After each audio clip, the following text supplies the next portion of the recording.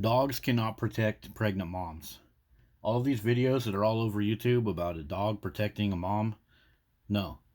It's a stupid mutt that is taking advantage of your stupidity. That's the only thing that's going on here.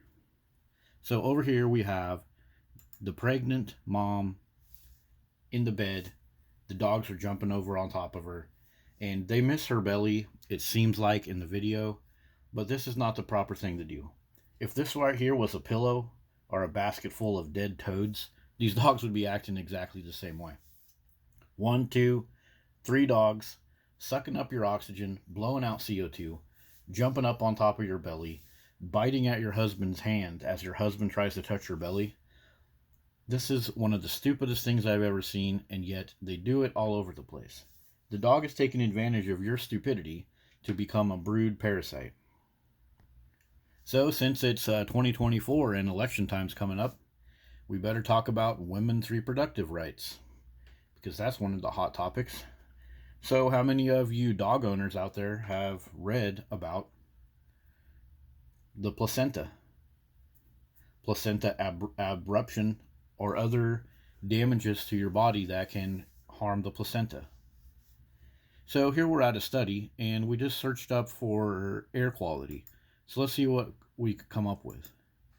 Okay, exposure to poor quality air. Well, what would poor quality air be? Air that doesn't have a good balance of CO2 and oxygen. As you sit there kissing up on your dogs, playing with your dogs, getting your dogs super excited, they're blowing out CO2 and sucking up your oxygen. And at the end of the day, that raises your heart rate, raises your breathing rate, and does not allow you to chill out and relax.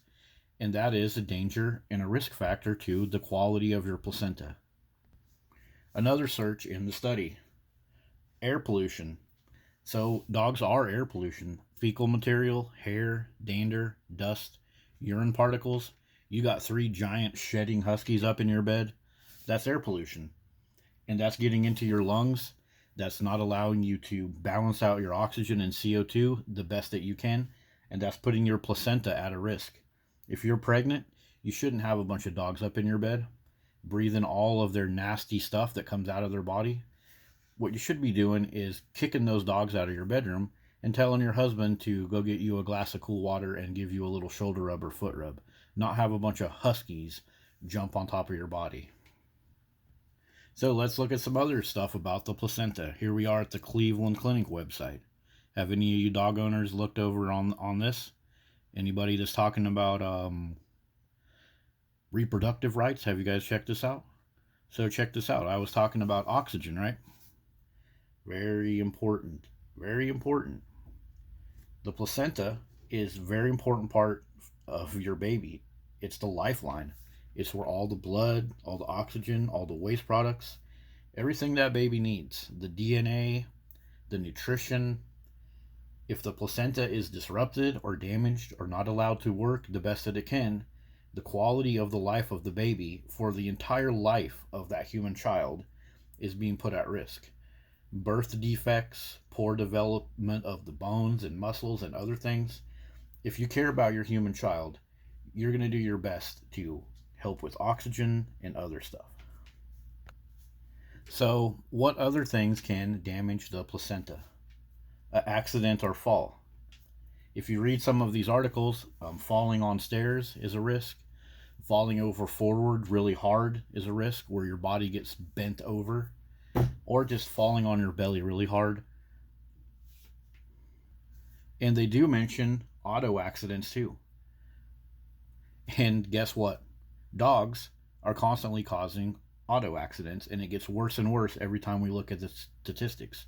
Running in the road, stealing your attention while you drive, or stealing the attention while someone else drives, and then you get in a crash with them. Here's an example of the type of fall that can damage the placenta. Boom, crunched over, face first. It's not good. Plus all the stress hormones that get released. And then, of course, now you have to go chase those dogs down. You're probably going to fall over 1 or 2 more times.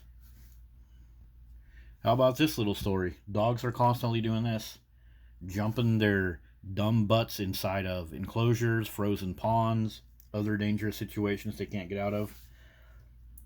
This woman has to go through all this stress, jumping in here, putting her own life at risk to save a dumbass dog. This easily could have been a fall for the mom. And dogs do this crap all the time. Jumping down inside of the neighbor's swimming pool, jumping off of cliffs, running in front of cars, and the women have to chase these dogs down and trip and fall face first, head first, onto their own property and their own pools and everything else. So what's going on here? This happens all the time. The woman just gets dragged, put on her face, put on her ass instantly from these dogs. What's one of the things they say to be careful for when you're pregnant? Falling downstairs. Well, what's up with this? Boom. All because of a stupid dog sitting on the stairs. How often do you think that happens in this household? Probably pretty often. How often do you think stuff like this happens?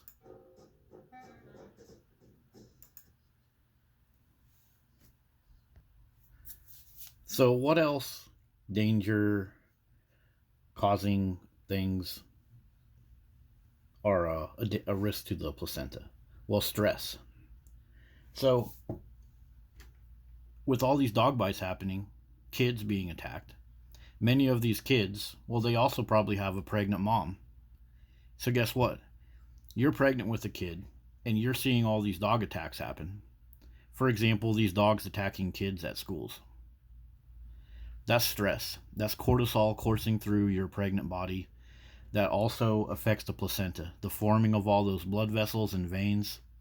It's a danger to the placenta. The extra stress that dog ownership out in the society that you live in, where your fellow humans and many times your family members are being killed and maimed and sent to the grave because of dogs. That's just raising your stress hormones while you're pregnant. Another risk to the placenta. So, without a doubt, the presence of dogs cause more and more trip hazards. They cause more and more situations that raise the stress of our pregnant mothers, and all of that is a risk to the placenta. The placenta is the most important part of the baby developing before it is born. And just look at some other statistics that relate to all this. Dogs are the biggest hazard. Those injured noted various circumstances: tripped while crossing the street with their dog, fainted while training the dog, walking the dog and fell up steps. 80,000 a year, according to this. Chasing after them, stepping over them, or breaking up a fight. So if you're a pregnant mom, you're going to be constantly exposed to these crappy situations that dogs bring. Even if you don't trip, even if you're just sitting on the couch, putting lotion on your belly, still the stress of the dog jumping around in the background, your husband tripping over the dog, your kids tripping over the dog. Still, the nastiness that dog ownership brings to you is still a danger to your placenta. So why is this an important conversation? The reason is popular culture, all the pro-dog sources that flood our media and everything, they try to tell us that dog ownership is just some kind of great, amazing, beautiful thing for all of these pregnant mothers. Like, oh, you got to get a dog because a dog detects pregnancy. But look at the type of pictures that they put up everywhere. The way this mom is sitting is actually bad for her posture. She has to turn her neck to the side. She has to roll her shoulders back to allow that dog to be climbing up on her. It's not good for the pregnant mom in any way at all.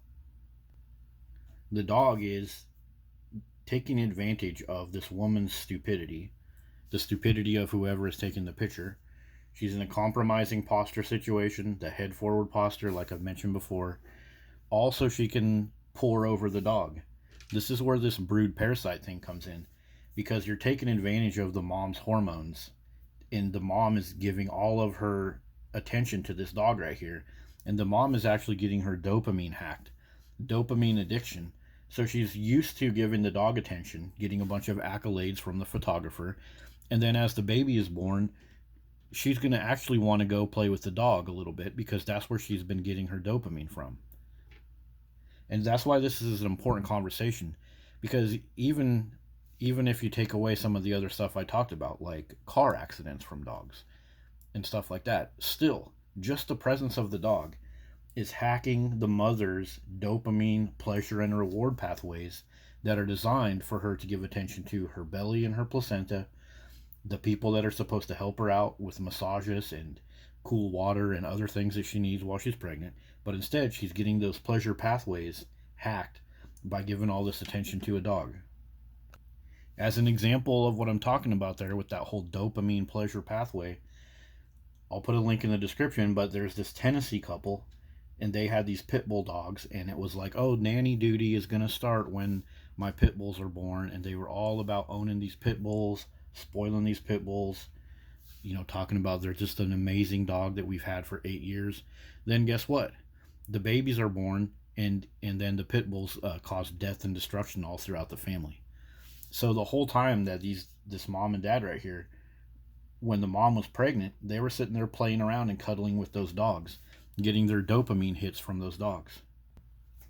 So that has been our look at placental abruption and how many of the activities and habits of dog ownership in our society put the placenta at risk. What do you guys think? Did I miss any? Let me know in the comments, and I'll see you guys later. Thanks.